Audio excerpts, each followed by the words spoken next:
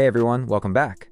I know you all love to play Jing just like me, because she's the best hero in this game, and you probably wonder if you could ever get a triple S rating with her. Since she's one of the most mobile and difficult heroes in the game, it's definitely not easy to get such ratings with her, unless you're one of those cracked Jing users. If you're just a new Jing player, you'll have to consider so many things while playing her, like if your enemies have full tanky heroes, or if they have a lot of CC heroes. You'll really have a hard time playing against those teams. And, not gonna lie, nowadays most players love to pick either a tanky or CC hero just to make ranking up easier. But how to play against tanky or CC heroes with Jing is not going to be the topic of today's video. Instead, we're actually going to discuss how you can get triple S ratings with her, or with any jungler you like to play. There are certain rules or requirements you'll have to fulfill to get those triple S ratings while playing Jing or any other jungler. So in today's video, I'll explain those requirements which you can remember and try to fulfill while playing the game, so you too can get a triple S rating with Jing in Honor of Kings. Also, don't take this video as just me reading off a list of requirements for triple S ratings. You'll actually learn what points or things you're missing while playing Jing. You'll learn your mistakes, what you're actually doing wrong, and what you should be doing instead. You'll get an idea of how you should play, what should be in your mind, and what should be in your plan when playing Jing. Think of these requirements as a roadmap to becoming the best Jing player. The more points you fulfill, and the more focused and dedicated you are in doing so, the better your ratings will get. So without any further ado, let's roll the intro.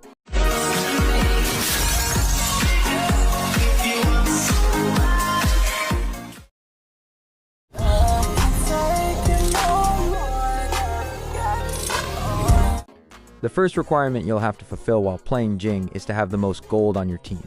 Yes, you heard that right. It's not just about having more gold than the enemies. You need to have more gold than your teammates too. That means you're competing with all 9 other players in the match to have the biggest gold lead. This is a huge indicator that you're the one carrying the game. I've seen it and experienced it myself many times. When your gold is lower than your teammates, it usually means you're the one getting carried by whoever has the better gold lead or economy. And if your gold is lower than the enemies, well, you're probably playing a losing game. There's no hope there unless you manage a miraculous comeback, or you're just that good with Jing. One key reason this matters so much is because Jing is a jungle core jungler. She heavily relies on gold to get her items as early as possible, so she can start harassing the enemies and make an impact in the game. So next time you play her, make sure you keep an eye on your gold count. Do everything you can to stay ahead of both your teammates and enemies. You can clear waves together with your teammates to get that gold bonus, steal jungle camps from the enemy whenever possible, and proactively watch the map to create opportunities for perfect kills, as killing enemies gives you bonus gold as well. Also, one important tip. Don't die more than twice before the 10-minute mark if you want to keep your gold lead strong and maintain control of the game with Jing.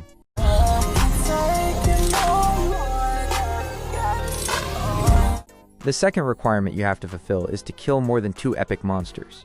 That means you'll need to take down the Tyrant, the Overlord, or both at least twice in the entire game. I've met so many junglers who don't play objectively at all.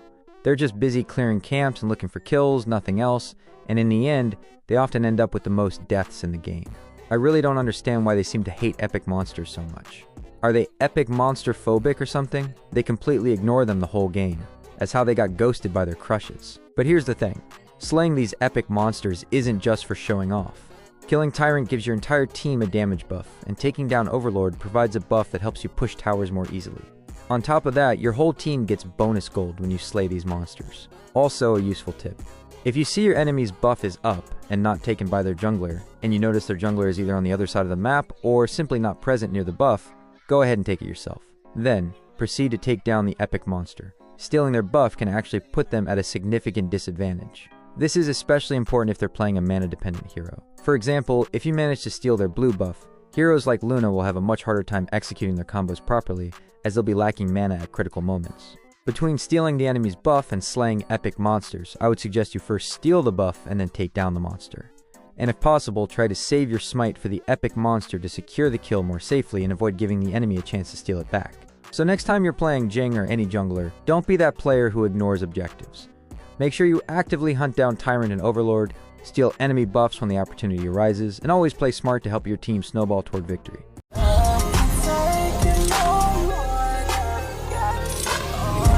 The third requirement to get the triple S rating with Jing is that you have to be in the top 2 who dealt the most damage in that match. Meaning, among your teammates, you'll at least need to be the one who has dealt the most damage to the enemies. or just below that as the second player who has dealt the most damage to the enemies. This means you don't have to play the game like a farming simulator where you only focus on farming and farming. You'll also have to actively participate in teamfights to poke or kill the enemies, while making sure the damage you deal gets registered in your stats, so you can easily get that SSS rating. To achieve this, and not be late to arrive at teamfights, you'll need to be very efficient with your farming and your farming speed. You also need to be very good at guessing where the enemies might be or where they might gank next, so you can reach their path early, counter their gank, and if possible, successfully secure a few kills. So map awareness and constantly keeping your eyes on the map are going to be very important for this one. You also need to understand the different playstyles of different heroes and their ideal farming speed in the game. The better you get at all of these, the more chances you have to be in the top 2 damage dealers in the match and get that SSS rating.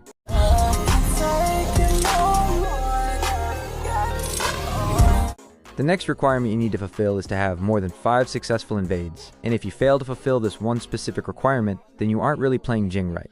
Jing is one of those heroes who just has the best invading capability. In case you don't know, both her mirror and herself have smite. So when her mirror is present and you use smite on anything, both you and your mirror use smite and deal damage, meaning you technically get 2 smites at once. This really makes her so strong at stealing camps or invading enemy buffs, as you're really not going to lose it unless you're playing against Wukong. Wukong's skill 2 also acts like a smite for him, and if it's a good Wukong player, you may have a hard time against him, even though Jing is a lot stronger than Wukong in general. So the next time you're playing Jing, don't play her so passively. Rather, be aggressive. Keep looking for opportunities to invade and steal enemy camps.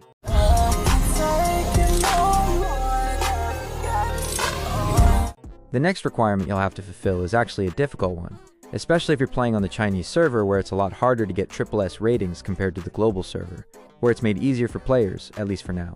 You have to perform better than the top 1% of other players playing Jing.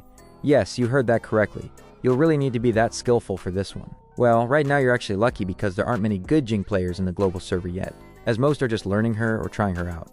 So you could fulfill this requirement easily if you did well with the other requirements I mentioned before. But maybe after a few years this will become the hardest one to fulfill, as we'll have a lot more and better Jing players out there.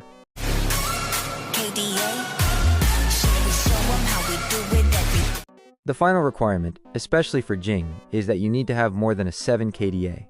Yes, you can't just get the SSS rating with 2 or 3 kills. Even if you have the most gold, you slayed dragons, and you did successful invades.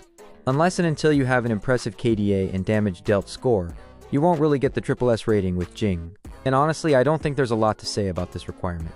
You already know what to do here. Just focus on staying alive, getting kills, and dealing as much damage as possible. And those were all the requirements you need to fulfill while playing Jing to get SSS ratings with her. I really hope you now have a clear roadmap in your mind about what to do as soon as you enter a match. You'll know what things to avoid, what objectives to focus on, and what strategies to follow while playing Jing so you can come out on top.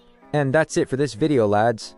I know I don't upload videos daily because I don't always get much free time to edit and upload quickly.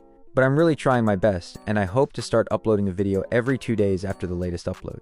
So I apologize for the delays I often end up making. Also, I low-key didn't upload many gameplay videos lately as I've been busy working on other types of videos, but I'm planning to upload more of my gameplay content soon.